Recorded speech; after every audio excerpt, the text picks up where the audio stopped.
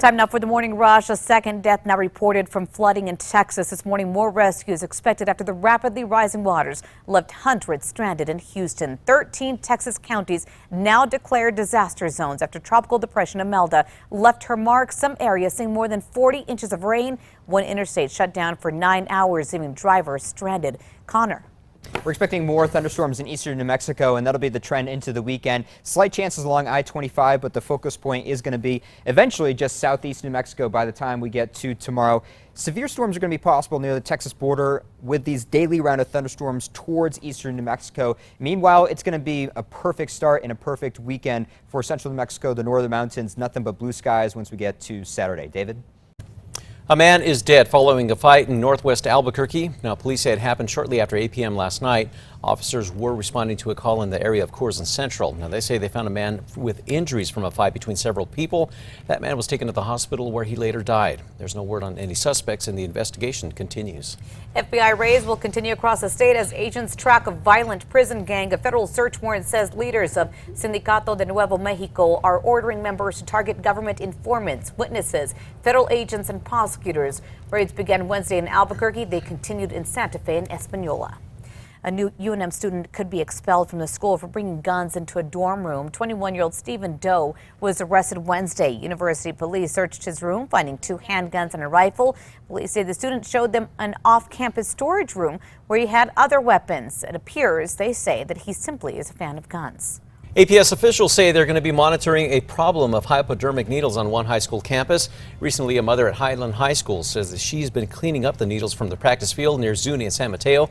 Yesterday, she says she picked up at least 24. Now, the district says they're going to be putting up fences to keep drug users away. Investigators trying to track down the hackers who tapped into the Roswell School District's computer system. Officials say the attack happened on September 1st, taking out everything from the internet to the grading system. Teachers still having to use their personal email and phones to communicate with parents. Education officials want to encourage more high school students to apply for federal financial aid to help with college. Now, Governor Michelle Lujan Grisham proposed a scholarship program to bridge the gap between federal aid and the state-funded lottery scholarship. Now, officials say that applying for federal aid will relieve some of the burden on the governor's program. Today, hundreds of students will walk out of school protesting climate change. Over 20 schools will be taking part in the youth-led event. The walkout is part of an urgent call to action on addressing the climate change crisis. The walkout is taking place at Robinson Park. Other local leaders are expected to be there as well. If we get a shower, and that's a big if today, it's going to be a quick half-hour thunderstorm, probably just a shower. As we start to get these cooler temperatures, thunderstorms are going to be less and less of a factor across New Mexico. For today, we're looking at scattered thunderstorms in eastern New Mexico. Keep that in mind for your weekend plans over there by Roswell, Carlsbad, in those areas. David? Investigators say a country singer was driving more than 100 miles an hour when she caused a deadly crash in Taos. The Taos County Sheriff's Office says Kylie Ray Harris was speeding in her SUV when she hit the back of a Jeep driven by 16-year-old Maria Elena Cruz. The teen died on the scene. Now, deputies say that Harris never hit the brakes and she may have been drinking. This morning, we're getting a look at the terrifying moments that a couple was injured during an explosion in southern New Mexico. Las Cruces police say the couple stopped on Tuesday night to rest when a generator in the back of their truck caught fire. As the couple was trying to put it out, a propane tank exploded. The city's newest nonprofit fund is collecting donations now for public projects. The One Albuquerque nonprofit hopes that money donated can be put back into projects like the Homeless Housing Fund or for recruiting police officers by offering incentives like signing bonuses. The foundation will have to file reports to the IRS about how much money they've raised and spent. There could soon be a new arena at the state fairgrounds. The city is now considering 3 designs created by internationally known designer Populous. There are 5 possible locations being considered, including the same spot as Tinkley. The cost can run a couple $100 million. Kids staying at UNM Hospital can sometimes be there for months or years, making it hard to keep up with school. But a new program is trying to change that. It's funded by the New Mexico credit unions, helping students from all over New Mexico go to school at the hospital and on a level that works for them, even giving them a classroom and a full-time teacher that they can work with. We're just weeks away from Balloon Fiesta. One new balloon this year is carrying a special message. Brian Lely is flying Kathy's Hope. The yellow balloon dons a pink breast cancer ribbon honoring his late wife, Kathy, who died after a 7-year battle with breast cancer. Writers for the New York Times have some ideas on how to spend time here in the Duke City.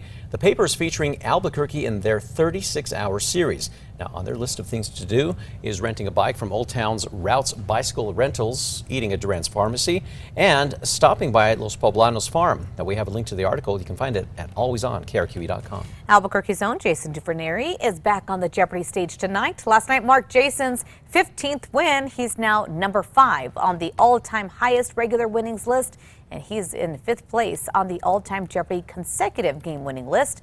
You can watch him tonight on KRQE at 6 p.m. Connor. Now it's time to take a look at traffic this morning. Things are moving just fine along I-25 and I-40. Normal backups into the city. No accidents to report of so far this morning, guys. Right now, thousands are heading to the Area 51 U.S. military base in Nevada, rumored to house government secrets about aliens. Now, a man started the call for the raid on Facebook as a joke back in June. It went viral. Now, there are festivals scheduled until Sunday at towns just outside the base. Now, the military warned people not to come or not to approach the Area 51.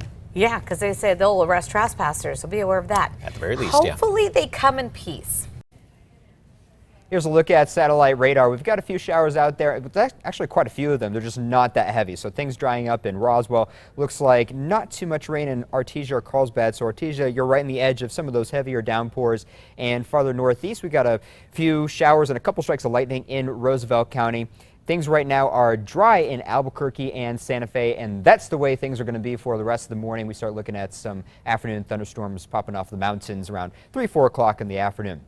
Now it is time for 5 Facts. At number 5 this morning, Balloon Fiesta is announcing the return of their X Marks the Spot program. Alongside the Hispano Chamber of Commerce and the city of Albuquerque, Fiesta is going to be asking landowners to place a large X on their property during Fiesta to show it's okay for the balloons to land there.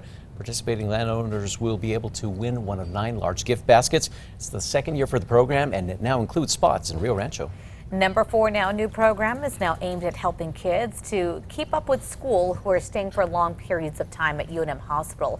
Funded by New Mexico credit unions, it helps students from all over the state go to school at the hospital and on a level that works for them, even giving them a classroom and a full-time teacher that they can work with. If you want more details on this program, go to our website. That's always on KRQE.com.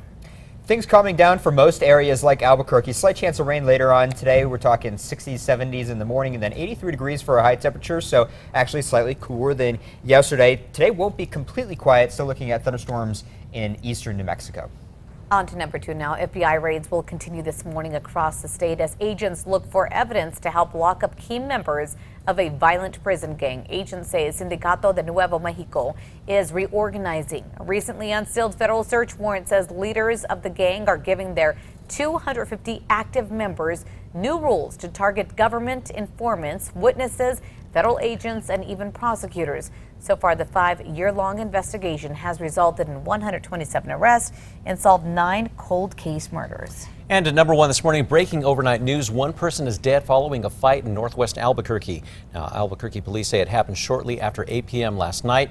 Officers say a man's sister called them to say that her brother had been beaten up by 2 men. This was near Coors and Central. That man was taken to the hospital where he later died. There's no word on any suspects at this point. The investigation into what led into the fight, or up to the fight rather, remains ongoing this morning.